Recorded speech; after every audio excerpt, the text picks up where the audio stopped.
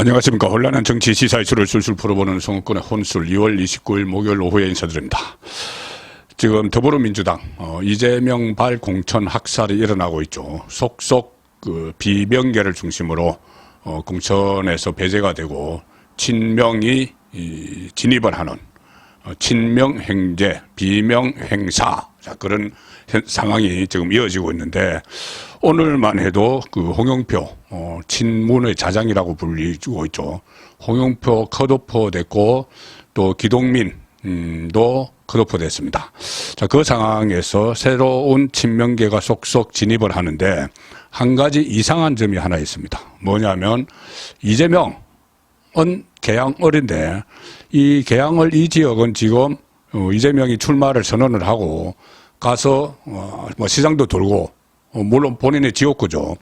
이렇게 하고 있지만 공천 발표가 나지 않고 있습니다. 여기를 뭐 경선은 물론 안 하겠지만 만약에 단수 공천을 한다면은 이 전략 공천 지역으로 뭐 지정을 한다든가 뭐 현역 국회의원인 가면 전략 공천 지역으로 지정은 안 하겠네요.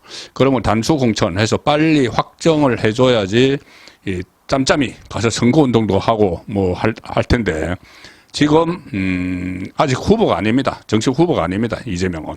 그래서 지금 나오는 이야기가 결국 계양을 출마를 포기하고 다른 길로 가는 것 아닌가. 자, 이런 분석이 나옵니다.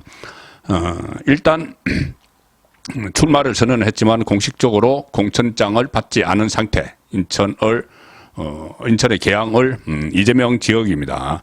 정치권에서는 이재명이 다시 비례대표로 방향을 트는 것 아닌가 그런 이야기가 나오기 시작을 했습니다. 최근에 본인이 많은 한계를 느꼈겠죠. 얼마 전에 인천에서 현장 최고위원회의를 했는데 바로 옆에 있는 본인의 인천 계양을 지역구를 못 갔습니다. 왜 그러냐면은 재판이 오후 2시 반에 시작이 됐기 때문에 재판 받으러 서울 서초동에 있는 서울중앙지법으로 가야 해서 지역구도 들르지 못한 상황이죠. 거기다 최근에 여론조사를 보면은 원희룡이 바짝 추격을 하고 있다는 그런 또 조사 결과도 있고 유동규 전 성남도시개발공사 본부장도 오로지 이재명을 잡겠다 하고 지금 출마를 선언한 상태죠.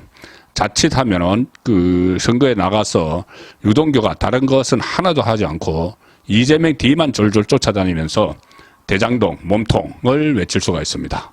그러면 상당히 어색한 상황이 되는 것이죠.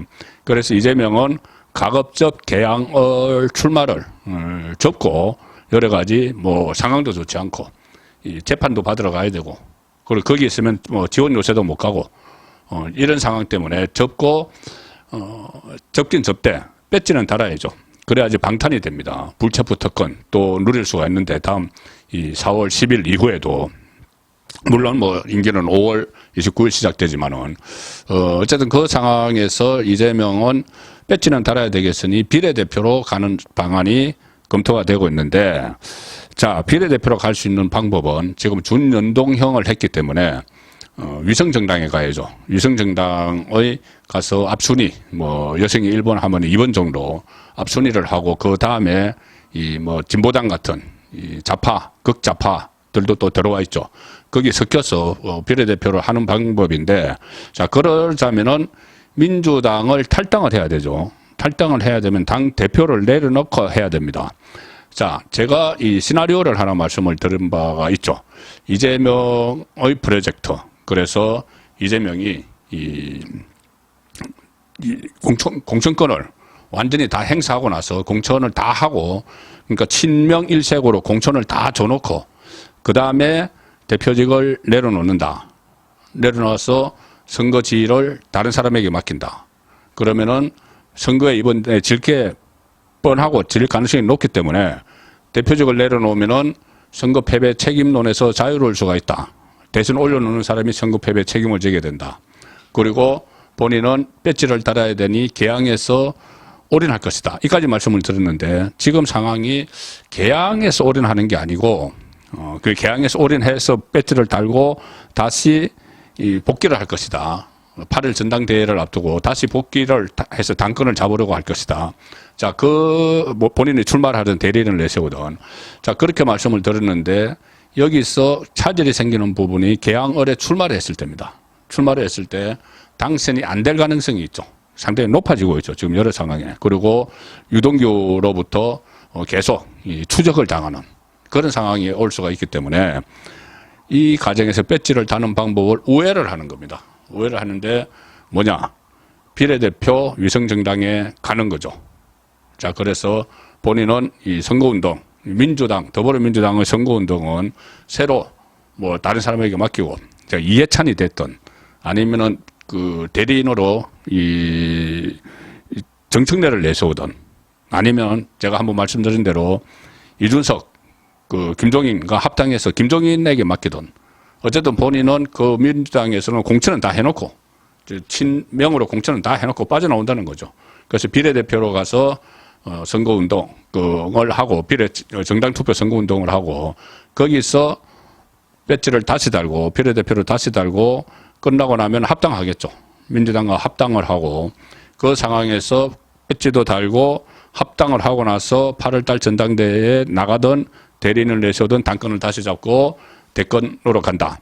자, 그 구상이 그 시나리오가 다시 또 지금 나돌기 시작을 했습니다. 원희룡 국민의힘 예비후보 인천 계양을 예비후보도 이렇게 이야기합니다. 민주당 공천은 연일 언론에 오르내리는데 정작 이재명 대표의 지역구인 계양을은 경선인지 단수 공천인지 강감무소식이다. 그리고 과연 출마는 하는 건지 이재명이 오히려 계양 주민들이 나에게 묻는다. 나타나지를 않으니까. 그리고 이 원희룡 후보는 SNS에도 이렇게 씁니다.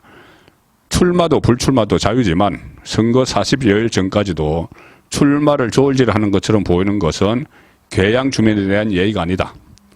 이 출마도 불출마도 자유 이 말은 이재명이 이 비명들이 막 탈당을 하니까 경기하다가 질 것 같으니까 경기 안 하겠다는 거냐.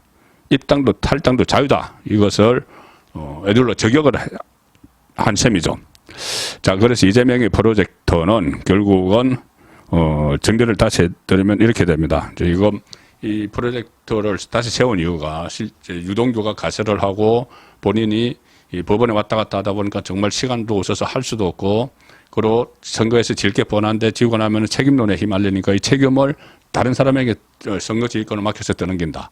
그래서 이 공천을 완전 친명 정당으로 만들 수 있도록 공천을 마무리해 놓고 대표직을 던진다. 그리고 그 대리인 뭐 비대위원장을 뽑든지 선대위원장 체제로 가든지 대리인은 이해찬이나 정청래든 뭐 그 김종인이든 김종인하고 하려면 또 합당하고 막 그 절차를 밟아야 되겠죠. 그리고 본인은 비례대표 위성정당으로 간다.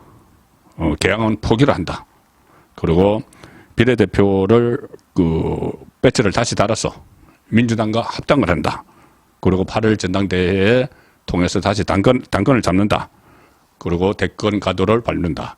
이것이 이재명의 신 프로젝트인 것으로 지금 보입니다. 송국근의 혼술이었습니다.